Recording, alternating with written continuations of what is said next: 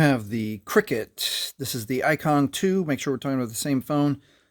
It has the camera, flash, vent, and you need help removing the back to either change your SIM card because you're changing carriers or to add SD chip. So let's learn. All right.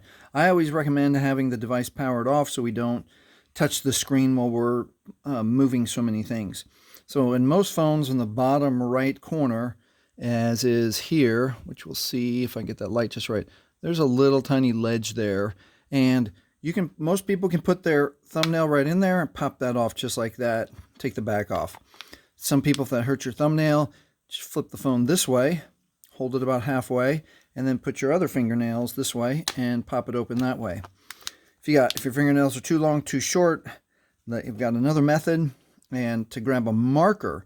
So not a Sharpie like this because it's too rounded on the edge, but something like this where it has more of a 90-degree angle that will fit right in that little notch, just like this.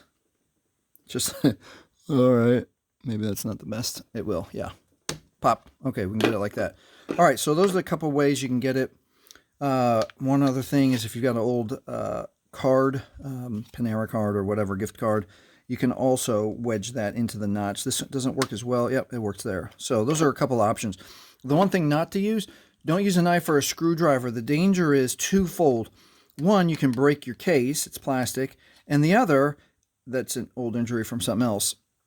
Don't push so hard that you slip and then jab yourself in the hand. So don't use a knife or a screwdriver. All right, once we've got the back cover off, let's look at what Cricut has given us, the Cricut Icon 2. Come on, there we go. All right, Cricut Icon 2. I always do a battery check to make sure that my battery is healthy. An unhealthy or failing battery is going to start to look like that, where it's get lumpy, bumpy, and it's going to come apart at the seams. So always take a look, especially if you feel like your battery's not lasting long enough or if it's discharging too quickly. All right, let's get down to it. All right, here is our SIM side, and this is our SD side. And you can see that somebody had spilt something, the old owner. So there's a little bit of, you can take a second to clean this out also. We're not going to do that in this video. All right. In this diagram, we can see that the notch is facing here, so bottom left. So when you go to insert your SIM chip, make sure you keep that orientation. If you see metal, you're wrong. So it goes this way. All right, and if you need help, and it just sits all the way in, that's it. You don't have to force it, it just goes right in. And now, if you are removing your SIM card, most people can fit their fingernail in there.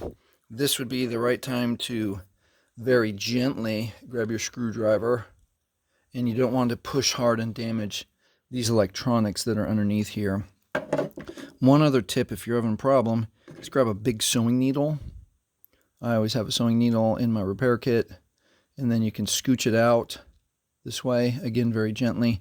And if you can't quite get the SIM chip this way, you can it's plastic, so you can push see, I've done this a couple times, you can push the sewing needle into the plastic a little bit to help get it out, and that's how you change the SIM chip on this Icon. Now on the SD side, same thing, we want to look at the diagram to make sure that we're putting it in the right way. And let's make sure it focuses. Yeah, the notch is on my side, bottom. So make sure that the notch is facing me. And if you see metal, it's wrong. And this one's way easier. You just slide it in, push it till it doesn't go in, nice and easy. And we're done. And then if you need to remove it, the SD card is easier because it has a lip on it. So you should be able to just grab that with the moisture from your fingerprint. Okay, when you're all done doing whatever you need to do, line up the camera hole with the camera, and then I always say go around twice to make sure you've clipped it all the way down. And that is how you remove the back cover of your Cricut Icon 2. If this has helped you, please like, please subscribe. Thanks for watching. Hey, if you want to see how to make your Icon 2 run faster, watch this video next.